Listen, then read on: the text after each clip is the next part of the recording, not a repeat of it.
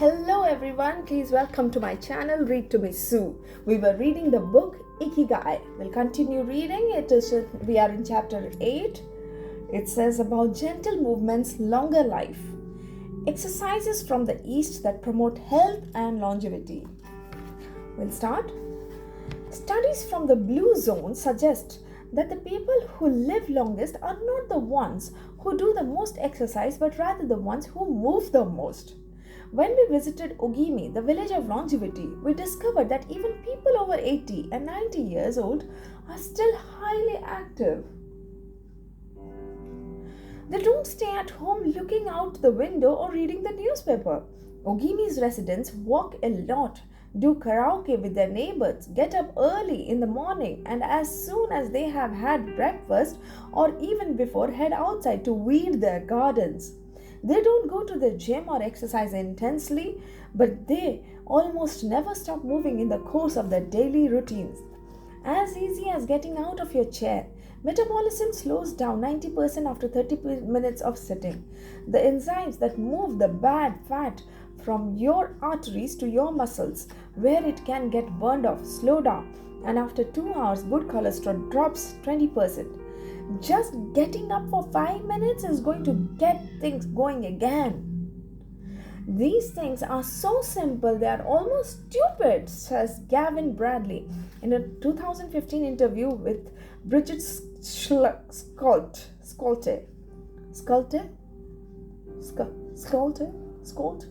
for the Washington Post. Bradley is one of the preeminent experts on the subject and the director of an international organization dedicated to building awareness of how detrimental sitting all the time can be to your health.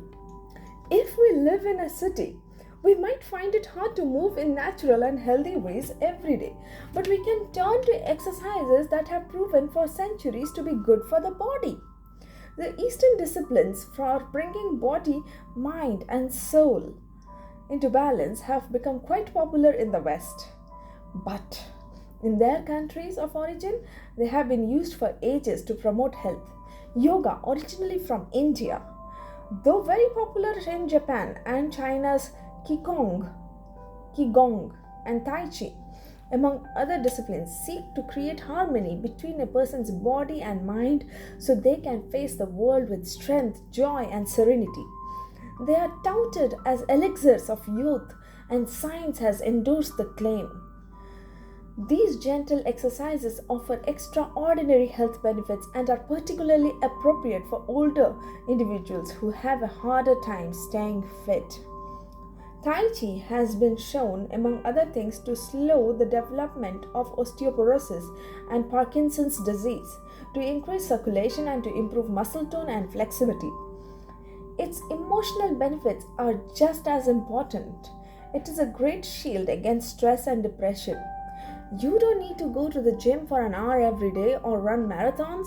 As Japanese centenarians show us, all you need to add movement to your day. Practicing any of these Eastern disciplines on a regular basis is a great way to do so. An added benefit is that they all have well-defined steps, and we saw in chapter 4. Disciplines with clear rules are good for flow. If you don't like any of these disciplines, feel free to choose a practice that you love and that makes you move. In the following pages, we will take a look at some of the practices that promote health and longevity. But first, a little appetizer, a singularly Japanese exercise for starting your way. Radio Taisu. This morning warm-up has been around since before World War II. The radio, part of its name is from when the instructions for each exercise were transmitted over the radio. But today, people usually do these movements while tuned to a television channel or internet video demonstrating the steps. One of the main purposes of doing Radio Taisu is to promote a spirit of unity among participants. The exercises are always done in groups, usually in schools before the start of classes and in businesses before the workday begins. Statistics show that 30% of Japanese practice Radio Taiso for a few minutes every morning, but Radio Taiso is one thing that almost everyone we interviewed in Ojimi had in common. Even the residents of the nursing home we visited dedicated at least 5 minutes every day to it, though some did the exercises from their wheelchairs. We joined them on their daily practice and we felt refreshed for the rest of the day. When these exercises are done in a group, it is usually on a sports field or in a larger reception hall and typically involves some kind of loudspeaker. The exercises take 5 or 10 minutes depending on whether you do all or only some of them. They focus on dynamic stretching and increasing joint mobility. One of the most iconic radio tai chi exercises consists of simply raising your arms above your head and then bringing them down in a circular motion. Like raising your hand and doing it in a circular motion. It is a tool to wake up the body, an easy mobility workout that is low in intensity and that focuses on exercising as many joints as possible. It might seem basic, but in our modern lives, we can spend days without raising our arms above our ears. That's true. That's very true. Think about it. Our arms are down when using computers, when using smartphones, when reading books. One of the few times we raise our hands over our heads is when reaching for something in a cupboard or closet, while our ancestors were raising their hands over their heads all the time when gathering things from trees. Radio Tai Chi helps us to practice all the basic movements of the body.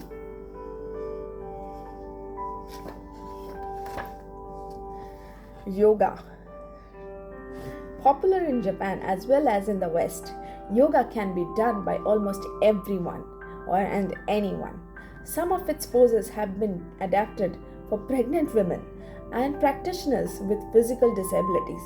Yoga comes from India, where it was developed millennia ago to unite our mental and physical elements. The word yoga itself comes from the Sanskrit term of yoke, which refers to the crosspiece that binds draft animals to one another and to the cart they are pulling. Yoga strives to unite body and mind in the same way, guiding us towards a healthy lifestyle in harmony with the world around us. The main objectives of yoga are to bring us closer to our human nature, mental and physical purification, to bring us closer to the divine. Styles of yoga. Though all are oriented towards similar goals, there are many different types of yoga that vary according to the traditions and texts from which they are developed. The differences among them lie, as the masters say, in the path taken to the summit of our best self. Jnana Yoga, the yoga of wisdom, the search of discipline and mental growth. Karma Yoga focuses on action, on tasks and duties that benefit oneself and one's community. Bhakti Yoga, the yoga of devotion and surrender to the divine. Mantra Yoga focuses on the recitation of mantras to reach a state of relaxation. Kundalini Yoga combines diverse steps to reach the desired mental state. Raja Yoga, also known as the royal path, encompasses a range of steps geared towards achieving communion with oneself and others. Hatha Yoga, the most widespread form in the West and Japan, characterized by asanas or poses combined in a quest for balance. How to do sun salutation. The sun salutation is one of the most iconic exercises in Hatha Yoga. To do it, you simply have to follow these 12 basic movements. With your feet together, stand up straight, but keep your muscles relaxed. Exhale. I used to do sun salutation. Well, I have stopped for some time now, but yes, I used to do yoga every day. I will do the sun salutation and post a video about it. With your feet together, stand up straight, but keep your muscles relaxed. Exhale. Place the palm of your hands together in front of your chest. From this position, inhale as you raise your arms above your head and bend backwards slightly. Exhale as you bend forward until you touch the ground with the palms of your hands without bending your knees. Stretch one leg back to touch the floor with the tips of your toes. Inhale. Bring the other leg back keeping your legs and arms straight as you hold your breath. As you exhale, bend your arms and bring your chest to the ground and then forward, resting your knees on the ground. Straighten your arms and bend your spine back, keeping the lower half of your body on the ground. Inhale. With your hands and feet on the ground, lift your hips until your arms and legs are straight and your body forms an upside down V. Exhale throughout the movement. Bring forward the same leg you would stretch back earlier and bend it so that your knee and foot are aligned under your head and between your hands. Inhale. Exhale as you bring your back foot forward and straighten your legs, keeping your hands on the ground as in posture 3. I'll show you the pictures. Bring your arms above your head with your palms together and bend backward slightly as you did in posture 2 while you inhale. Lower your arms to your initial position in mountain pose while you exhale.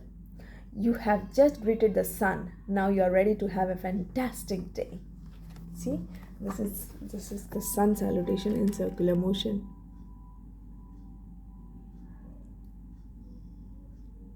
This is the most difficult position I felt.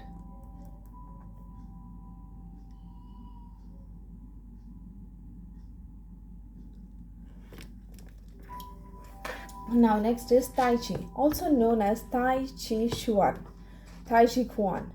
Tai Chi is a Chinese martial art that can be traced back hundreds of years to Buddhism and Confucianism. It is very popular in Japan too. According to Chinese tradition, it was created by the Taoist masters and martial arts practitioner Zhang Shanfeng. Though it was Yang Lucan who in the 19th century brought the form to the rest of the world. Tai Chi was originally a Nijia or internal martial art, meaning its goal was personal growth. Focused on self-defense, it teaches those who practice it to defeat their adversaries by using the least amount of force possible and by relying on agility. Tai Chi, which was also seen as a means of healing body and mind, would go on to be used more frequently to foster health and inner peace. To encourage its citizens to be more active, the Chinese government promoted it as an exercise and it lost its original connection to martial arts, becoming instead a source of health and well-being accessible to all.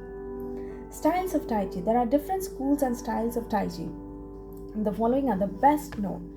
Shen style alternates between slow movements and explosive ones. Yang style, the most widespread of the forms, characterized by slower fluid movements. Wu style utilizes small, slow, deliberate movements. Hao style, centered on internal movements with almost microscopic external movements. One of the least practiced forms of Tai Chi even in China. Despite their differences, these styles all have the same objective: to control movement through stillness, to overcome force through finesse, to move second and arrive first, to know yourself and your opponent. The 10 basic principles of Tai Chi. According to the master Yang Shenfu, the correct practice of Tai Chi follows 10 basic principles. Elevate the crown of your head and focus all your energy there. Tighten your chest and expand your back to lighten your lower body. Relax your waist and let it guide your body. Learn to differentiate between heaviness and lightness, knowing how your weight is distributed. Relax the shoulders to allow free movement of the arms and promote the flow of energy. Value the agility of the mind over the strength of the body. Unify the upper and lower body so they act in concert. Unify the internal and the external to synchronize mind, body, and breathe. Do not break the flow of your movement. Maintain fluidity and harmony. Look for stillness in movement. An active body leads to a calm mind. Imitating clouds. One of the best known movements in Tai Chi consists of following the form of clouds in an exercise called wave hands like clouds. Here are the steps. Extend your arms in front of you with your palms down. Turn your palms to face in as though you were hugging a tree trunk. Open your arms out to the side. Bring the left arm up and center, and the right arm down and center. Trace the shape of a ball in front of your body. Turn your left palm towards your face. Shift your weight to your left foot and pivot from your hip towards the side while your eyes follow the movement of your hand. Bring your left hand to your waist and your right hand in front of your face. Shift your weight to your right foot. Pivot towards your right, looking at your raised right hand the entire time. Repeat this movement fluidly, shifting your weight from one foot to the other as you reposition your hand. Stretch your arms out in front of you again and bring them down slowly, returning to your initial position. These are the different types of positions.